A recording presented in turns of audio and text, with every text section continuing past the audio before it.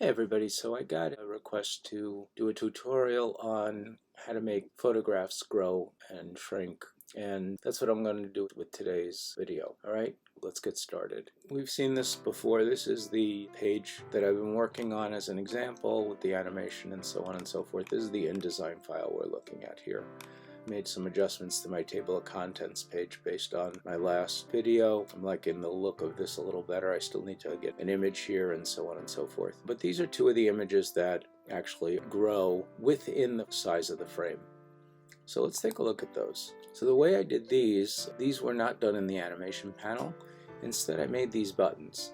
So if I go to my buttons and forms with this clicked, this is highlighted right now, this picture on the top, you'll see that what I did here was I made it as a rollover, where in the first picture the appearance is the normal size with the full picture in there. When I get to the second picture, I didn't change the size of the frame, but I expanded the size of the picture inside, and then going back to when I click, it goes back to normal. So let's take a look at that. By the way, I did the same thing on this one with the rollover feature. So I have the normal picture. It enlarges on the inside of the frame, not on the outside, for a close-up, and then it goes back to normal again. And those are hover over. Let's see how those operate. So when I open my interactivity preview and I click play on this page, when I hover over, you can see that that image is enlarging inside, and same thing with this image. They're filling the whole box that I put aside for those. So let's take a look and see how I did that. Essentially, you know about pictures that right now the frame is clicked. If I click here, the frame is clicked, but if I click this button, it selects the inner picture. And when I'm in the buttons and forms, let's do this to another picture.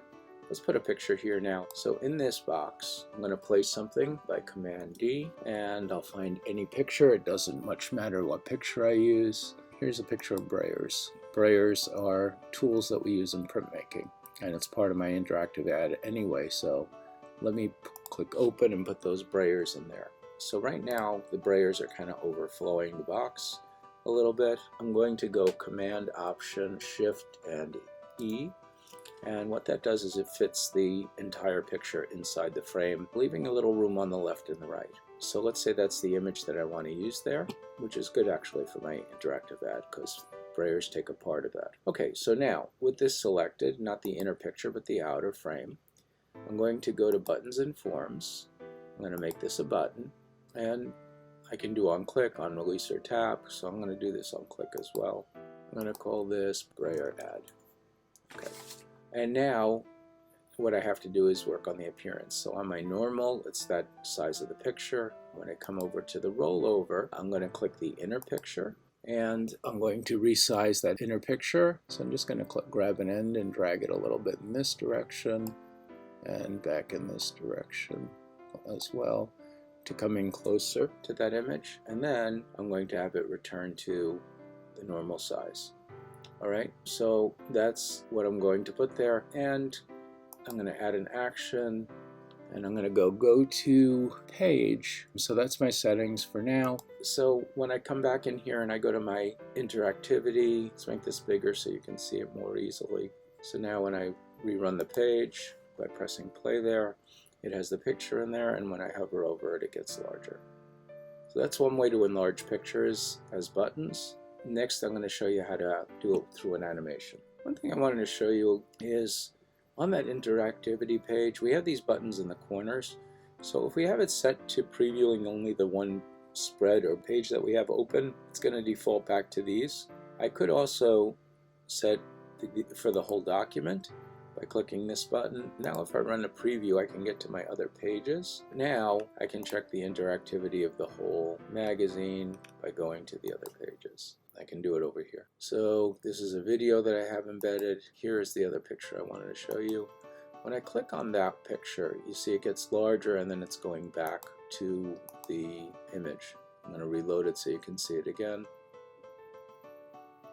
And go back to page 4. I'm going to click on it, it gets larger, and then it's going back. So how did I do that? I'm going to go to animation. Let's close this. By the way, if you close that by hitting the X, it often will just close this whole field, and then you have to go find it in your Windows panel again. So if you want to leave that open, use the double arrow on the right to close it. So anyway, if I click on this, and now I go to my animations panel, let's see what I have set here. Alright, so it's the name of the picture is here. Preset is custom grow. So if I click on here, you can see I've got grow or grow large. I have move and scale. I have all these other things I can do. I chose grow. On click is when I'm doing it, when I click on it. I don't want it to grow automatically. I want people to have some control. The duration is 1.5 seconds, and then I have it set to an ease out. It's going to play only one time. The problem with that is when I did this animation, it disappears after growing. I have hide after animating, so it goes away because it was staying large over the whole page, over that top part of the page. And I didn't want that to happen. I wanted, after the animation was over, for the picture to go back to normal. So what I did was, if you look here, I actually made a copy of the picture, animated the one on top, and then put the one on the bottom. So when this one hides, I'm going to Command Z to put that back right on top. When this one hides, it looks like it's going back to normal.